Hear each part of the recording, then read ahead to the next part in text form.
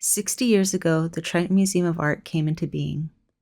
Founded in 1965 by a San Jose attorney, art collector, horse rancher, and philanthropist, W. Robert Morgan, the Triton Museum was the first non-university art museum in the county. It began in 1964, a year before it was incorporated as a nonprofit museum, as the Triton Gallery in the old Eastern Hill Orphanage on the corner of 11th and Martha in San Jose.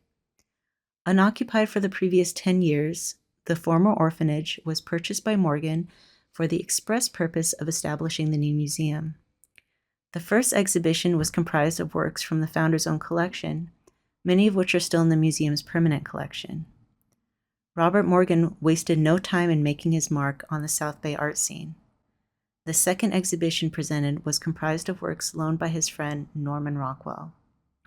The second show was a huge success, with more than 2,000 people attending the opening. It was time to make it official. Around the time of that Rockwell exhibition, it was decided that the old orphanage and several other buildings on that block would be sold to the county of Santa Clara. But Morgan, ever determined, already had his eyes on a more favorable building in a downtown location. With proceeds from the sale of the old orphanage, Morgan purchased the empty 4-story Leon Furniture Store at the corner of 2nd and San Fernando Streets. Officially incorporated as the Triton Museum of Art in 1965, exhibitions continued, mostly on the building's refurbished first floor. Among the artists featured in the new facility and the Triton Museum's first official exhibition was the internationally renowned sculptor Sasha Snitman. Sasha Snitman was a nationally known artist that was widely collected by Robert Morgan Sr. Robert Morgan put him in one of his earliest exhibitions, and what Snitman was most known for was his academic work, but he was most popularly known for a series of giant 30 to 40 foot tall fiberglass Texaco gas station attendants that dotted the highways across America. Snitman was the first director of the Triton Museum, a role that Morgan wanted him to play because it would define the type of collecting that Morgan wanted to see. Snitman was recruited to be the Triton Museum's first director, a role he would fill for its first year. It was at this time that the Triton's iconic horse sculpture made its appearance.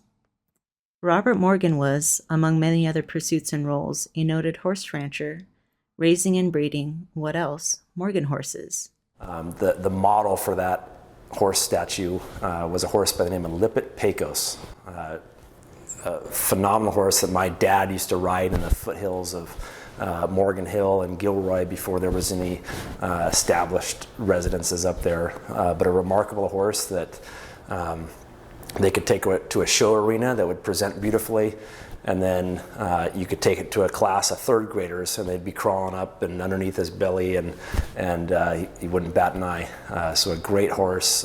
My dad, you talked to my dad, it's his all-time favorite horse that he's ever come in contact with. And it's great to see the horse memorialized here at the museum. Morgan commissioned Snitman to create the massive equestrian statue using Morgan's horse as his model. The 2-ton bronze horse cost a whopping $250,000 in 1965. It was delivered to the converted Leon Furniture Store and installed inside of the building, there not being enough room for it on the sidewalk outside. The Morgan horse now stands in front of the Triton Museum in Santa Clara and has a direct connection to the museum's name, Triton. So the story goes that there was a Greek demigod by the name of Triton, who was the son of the Greek god of the oceans, Poseidon. Triton was the herald of his father, and as such he would occasionally rise from the oceans riding a magnificent horse, and he would blow on his conch shell like a trumpet. When he would do this, it was to call the other gods together for artistic, cultural, and communal exchange. Robert Morgan thought that this was the right message for any museum, to be a gathering place for communities to gather, for communities to exchange culture, to experience art. That's why we're called the Triton Museum of Art. The name Triton then was a call to all who love art. His two passions in life were horses and art. So having that tie-in with Triton, calling the creative souls to one place, and here the Triton calls creative local artists, and then in turn people to come enjoy those pieces of work, is a beautiful tie-in and a perfectly placed name. Great crowds, world-famous artists, a big green horse. It appeared the Triton Museum of Art was here to stay. Or was it? When Robert Morgan first founded the Triton Museum of Art in San Jose, there was an opposing camp that was efforting to establish a new museum for the city itself, the San Jose Museum of Art. This led to an inevitable conflict, and the result was that Robert Morgan was displaced, his Triton Museum of Art was displaced, and he went shopping for a new location. The city of Santa Clara responded, and that's how the Triton Museum of Art ended up where we now live. Plans for what is now the San Jose Museum of Art were put into motion, as was the inevitable showdown between museums. With the blessings of the City of San Jose civic administrators and elected officials, the full weight of the city was put behind the creation of an official city museum. Shortly following this decision, the old Leon Furniture building that became the Triton Museum of Art was condemned. Morgan offered to make all necessary renovations, but the city refused, saying it was earmarked for demolition. For Morgan, this was the final straw. He began looking for a new home for the Triton Museum. In an interesting turn of events, once Morgan relocated the museum to another city, the old Leon Furniture Store / Triton building was approved for other use upon completion of the very renovations Morgan had offered to make. The building still stands.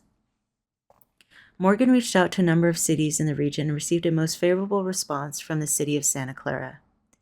7 acres of city-owned land directly across from the Civic Center was suggested, and in November of 1967, the relocation of the Triton Museum of Art was approved. Los Gatos architect F. Kenneth Burroughs was commissioned to design the new facility, 4 octagon-shaped pavilions which would serve as a museum for the next 19 years. The relationship between the city of Santa Clara and the Triton Museum was off to a great start, but Morgan worried about the future security of the organization. He wanted to create a stronger bond between the two.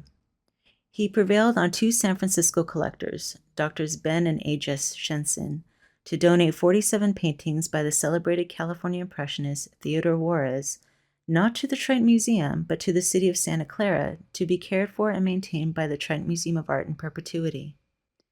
It was the beginning of a symbiotic partnership that lasts to this day. It also became a blueprint for other small to mid-sized non-civic but city-affiliated museums. By 1979, the Triton Museum had outgrown the small pavilions. Plans were made for expansion and the new building.